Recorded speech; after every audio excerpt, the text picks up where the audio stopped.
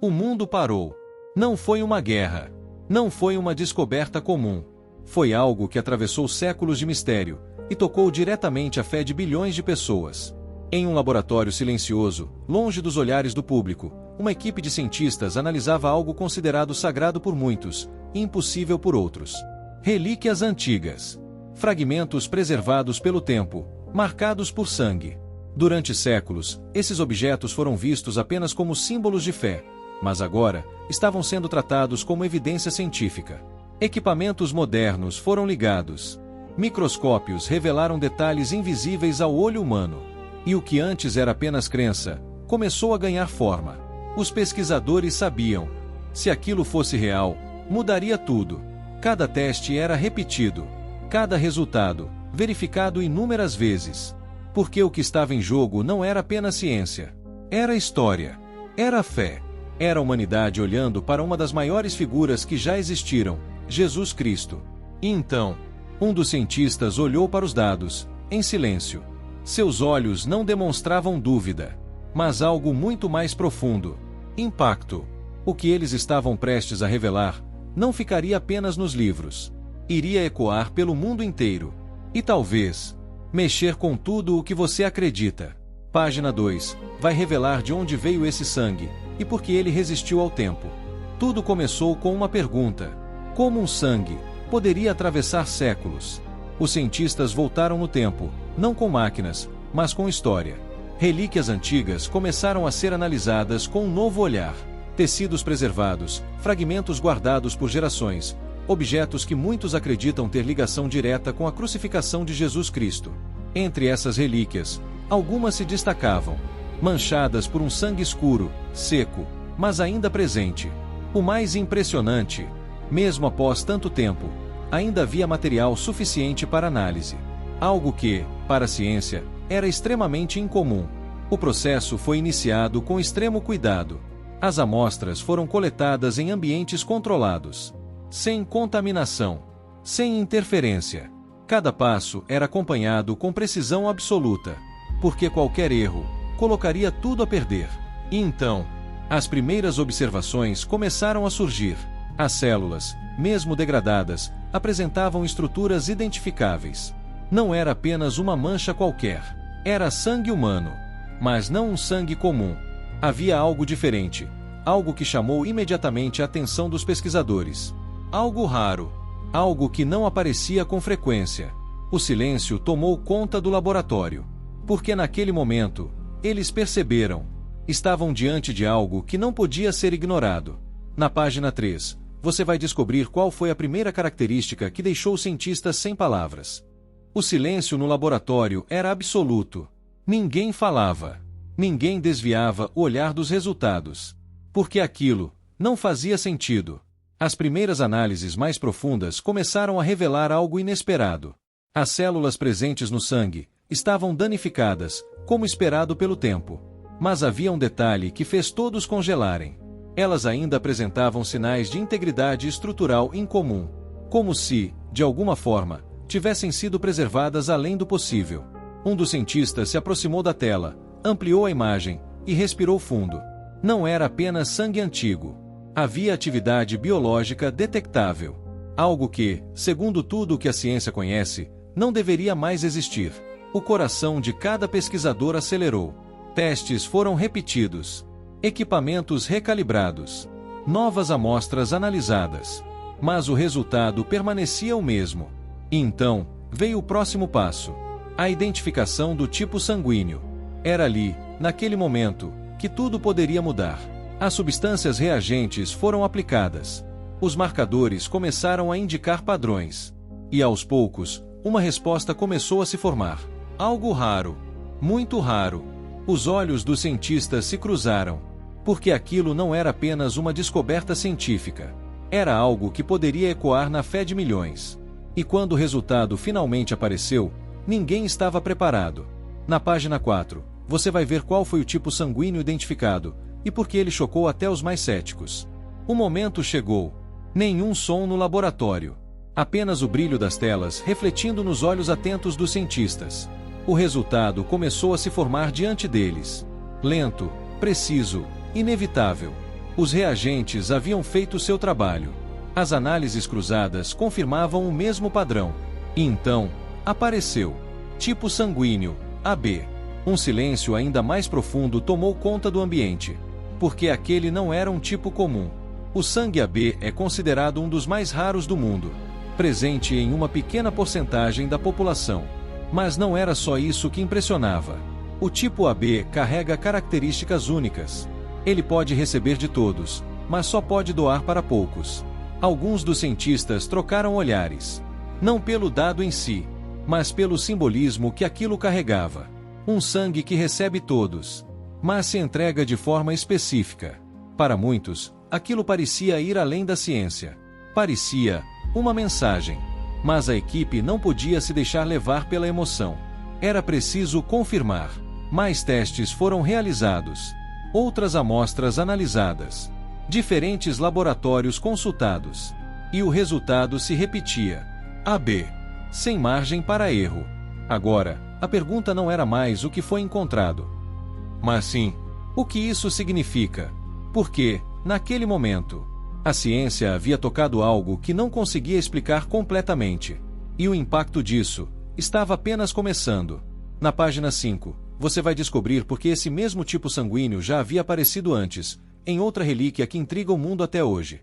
Mas então, algo ainda mais surpreendente veio à tona. Esse não era o primeiro registro. Os cientistas começaram a cruzar dados com estudos antigos, pesquisas realizadas em diferentes épocas, por equipes distintas. E foi aí que um nome surgiu novamente: Santo Sudário de Turim. Um dos objetos mais estudados e debatidos da história. Um tecido antigo, marcado pela imagem de um homem crucificado. E também, por manchas de sangue. Décadas atrás, análises já haviam sido feitas nesse tecido. E o resultado? O mesmo. Tipo sanguíneo AB. O laboratório ficou em choque. Como duas relíquias diferentes, separadas por tempo e contexto, poderiam apresentar exatamente o mesmo tipo sanguíneo raro. Coincidência? Para alguns, talvez. Mas para outros, aquilo começava a formar um padrão. Um padrão que atravessava séculos. Mais registros começaram a surgir. Outras relíquias associadas à crucificação. Outros estudos. Outras análises independentes. E, repetidamente, o mesmo resultado aparecia. AB. Era como se todas essas evidências estivessem conectadas. Como peças de um quebra-cabeça, que só agora começava a fazer sentido. Os cientistas sabiam. Aquilo já não era apenas uma análise isolada. Era uma descoberta que começava a ganhar força. E quanto mais investigavam, mais perguntas surgiam. Porque se isso fosse verdadeiro, as implicações seriam enormes. Na página 6, você vai entender por que alguns cientistas começaram a questionar tudo o que sabiam sobre o tempo e a própria vida. Logo começou a incomodar profundamente os cientistas. Não era apenas o tipo sanguíneo. Era o comportamento daquele sangue. Porque, segundo tudo o que a ciência conhece, o tempo destrói. Células se degradam. Estruturas desaparecem. A vida deixa de existir completamente. Mas ali, diante deles, havia algo diferente. As amostras analisadas apresentavam sinais que não batiam com a lógica comum. Algumas estruturas celulares ainda reagiam de forma inesperada. Proteínas identificáveis, padrões preservados, como se o tempo não tivesse agido da maneira esperada. Um dos pesquisadores chegou a dizer, em voz baixa: "Isso não deveria ser possível." O ambiente ficou pesado. Não era medo. Era perplexidade. Porque aquilo colocava em dúvida algo fundamental. Até que ponto a ciência entende realmente a vida? Novos testes foram realizados. Equipamentos mais avançados foram utilizados. Especialistas de outras áreas foram chamados. E mesmo assim, as respostas não vinham com facilidade. Pelo contrário, cada nova análise trazia ainda mais perguntas. E, pouco a pouco, alguns cientistas começaram a perceber algo desconfortável. Talvez eles não estivessem apenas estudando um fenômeno biológico. Talvez estivessem diante de algo que ultrapassava os limites da própria ciência. E isso mudava tudo. Na página 7, você vai descobrir o momento exato em que um dos cientistas fez uma declaração que deixou todos sem reação. O clima no laboratório já não era o mesmo. O que começou como uma investigação científica, agora parecia algo muito maior. Os dados estavam ali, claramente visíveis, repetidos, confirmados, e mesmo assim, difíceis de aceitar. Foi então que um dos cientistas, conhecido por seu ceticismo, quebrou o silêncio.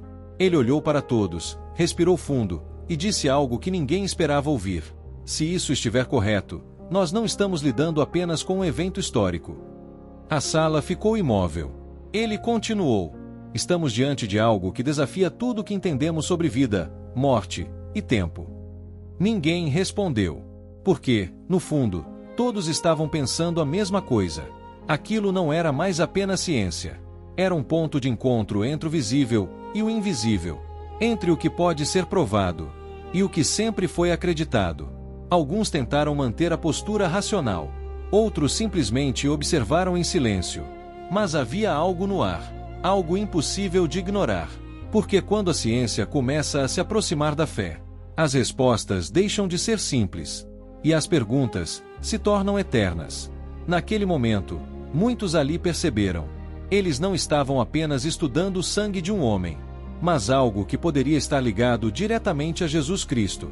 E isso era grande demais para ser ignorado.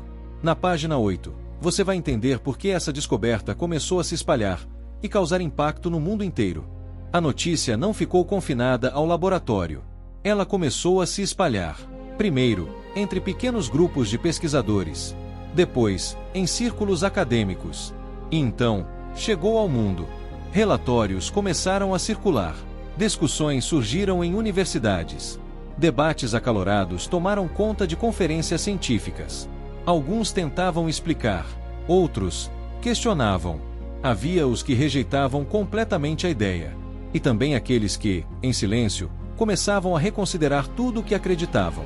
Mas fora da ciência, o impacto foi ainda maior.